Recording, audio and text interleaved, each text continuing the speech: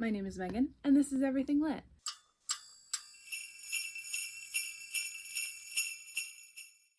Today, I am going to talk about my 10 least favorite books of 2022. Now, standard disclaimer, just because I didn't like it doesn't mean you can't like it. And I would say that none of these are actually like bad books. They're just books that I didn't enjoy. So let's talk about it. And these are in no particular order. It doesn't go from least favorite to least favorite. It's just these are 10 books that I didn't enjoy. And actually most of them I have already unhauled, so it's going to be a lot of pictures on the screen. So first I want to talk about The Damned by Renee Ahdieh. This is the second in the Beautiful quartet, the Beautiful series. I don't know what it's called. The first one is The Beautiful, the second one is The Damned. They have gorgeous covers, and I read the first one, listened to most of it on audio, and I enjoyed the first one. It was interesting. It was a little stale in terms of the romance, but I thought the main character, Vino's here, hi buddy, but I thought the main character was interesting. I thought her situation was interesting. And The Beautiful is about a young woman who has just come from Paris for negative reasons. She may or may not have killed someone. She comes to New Orleans. It is set in like the 1800s. She becomes a dressmaker and stays at the convent, and she falls in love with a man who may or may not be a vampire. And there's like a love triangle as well. It was fine. The ending was interesting, and it made me pick up the second book, and then I got maybe 40, 50, 60 pages in, and I couldn't do it anymore. The Damned, it tried to expand the world, but I was like, okay, so we had vampires, and now, of course now we have werewolves, and then there might be fae, and I was just like, I didn't care anymore. So I DNF'd that one, and therefore I didn't rate it. I read More Happy Than Not, and it did not make me happy. This is by Adam Silvera. It's YA. It was interesting for a while, but this main character's life was just like, he was so sad. Like, his life was sad, and then the twist was sad, and then at the end, there's just like even more sadness piled on sadness. And I wasn't here for it. So I gave that one 3 stars. Too sad. And to be honest, I probably won't read any of Adam Silvera's other books just because they all have that sadness, and it feels very much like, this is going to be a weird way to put it, it feels like a manufactured sadness. Like, I am writing this particular way to try to get you to cry, whereas there is like organic sadness, which doesn't feel as pointed. Like, sad things may be happening in the story, but it feels warranted and natural. Some of you will understand that. Some of you will be like, what are you talking about? But the manufactured sadness is what really drives me nuts, and that's how I felt about More Happy Than Not. Next, a little surprise on my list, I have Beautiful Little Fools by Jillian Cantor. This is not a bad book. It is on my least favorite of the year because I didn't like the way The Great Gatsby was retold. So this is general fiction. It is a Great Gatsby retelling, because if you're excited about The Great Gatsby, if you like it, you will know that at the beginning of the year, The Great Gatsby became part of the public domain, which means anyone can write about it. Any publisher can publish it without having to pay royalties or get the rights to use those characters anymore. It's public domain, anyone can write about it. So that's why we saw an explosion of Great Gatsby retellings and Great Gatsby books. This is about the women of the Great Gatsby. So it's about Jordan and Daisy, and then there's another woman named Catherine, who is the sister of Myrtle. So if you know these characters, you know what happens to Myrtle, and we all know that Gatsby is obsessed with Daisy, and I just didn't care for the way it took the story. It's a beautiful cover, it was well written, and I kind of liked the ending, but it didn't add anything for me to the original Gatsby. And I think that's what I'm looking for when I pick up a retelling like this. I want you to add something to the original story, give me a different view of it, and this did that to an extent, but I didn't like the view. Daisy basically becomes more of a victim in this. Another book that I did not like, and I was sad about it, is The Pisces by Melissa Broder. And I read this over my birthday because I'm a Pisces, and I was like, oh, I'm gonna read a book called The Pisces. And it sounded really promising. A woman falls in love with a merman, and then it got weird. It got weird in the sex scenes. It got weird in the obsessive love.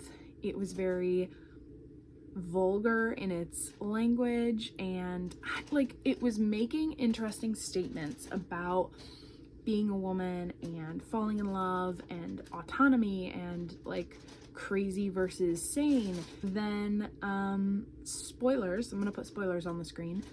The main character is dog sitting for her sister at a Malibu, I think it's Malibu, at a Malibu beach house, and she tranquilizes the dog because he doesn't like the merman she's sneaking into the house, and ends up killing the dog. So if you have triggers about dogs dying, do not read The Pisces. It was not a good time. The dread and the stress, no ma'am. I also didn't enjoy Caressed by Ice by Nalini Singh. This is a like paranormal romance. It's the third in the series actually. So I read the first two. They were okay. Something about this one just really put me off.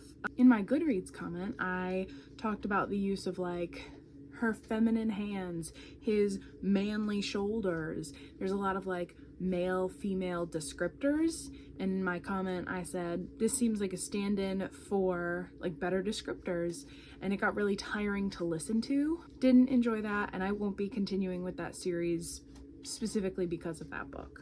The first book is called, I don't know if you can hear Vino, but he's crinkling and licking a Barnes & Noble bag. I don't know why cats are like this. I'll put the first book on the screen because I cannot remember the title. But this is about a woman who is Psi, which is a type of like kind of mind reader, mind controller.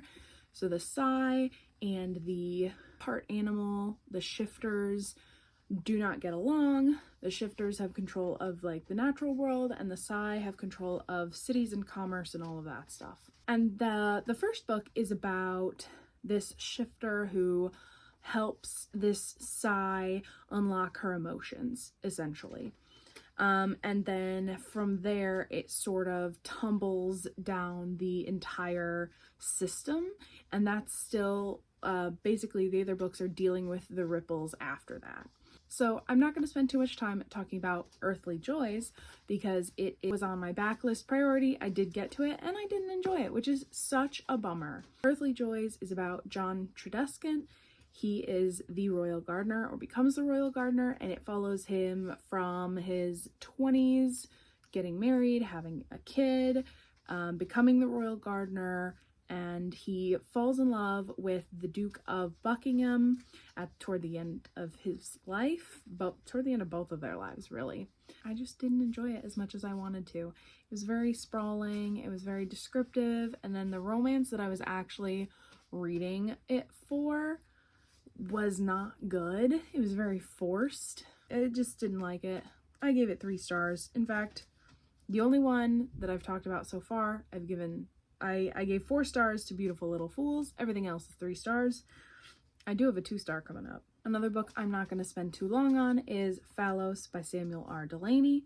This was on my priority backlist as well. I did get to it and didn't enjoy it. It's quite short, but it's very academic. It has footnotes, and this is a story within a story. The overarching story is that this guy saw this book called Phallos, and he has not been able to get his hands on it. None of the libraries have it. He sees it and then he just can't get it.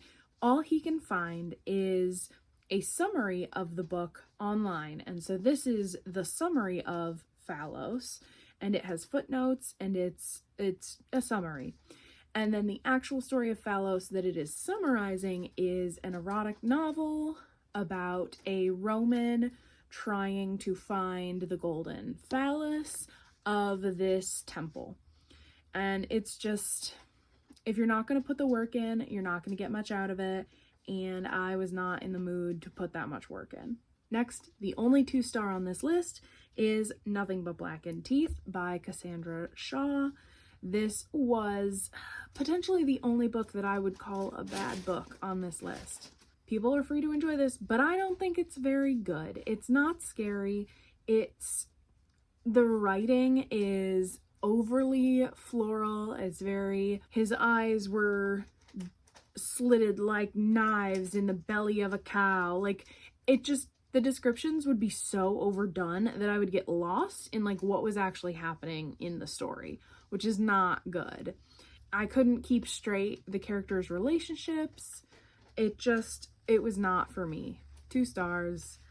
Sad about it. Glad it was short. The next book on this list, I'm a little bit sad about, but I did want to include it. That is The Only Good Indians by Stephen Graham Jones.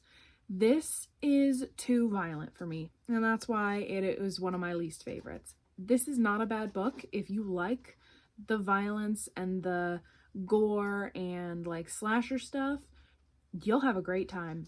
I did not. This is about 4 friends who do something bad, and now 10 years later they are haunted by this entity. So this entity tracks them down and torments them. Another, like, I'm gonna put a spoiler thing on the screen. There is not 1 but 2 dog killings in this.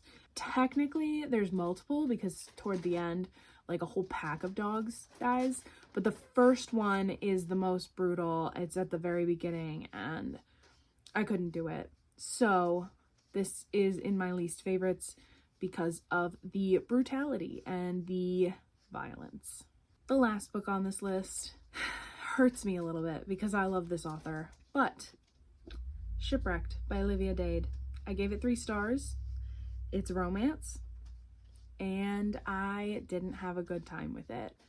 It's a very slow burn, but also kind of second chance, and I just could not get on board with the main female character. This is about 2 actors. They have a one-night stand, and then the next day they show up to the same audition. They get cast alongside each other, and they decide to just be friends, put that one-night stand behind them, and then for roughly 7 years of filming this TV show, they get to know each other, they become friends, and they fall in love.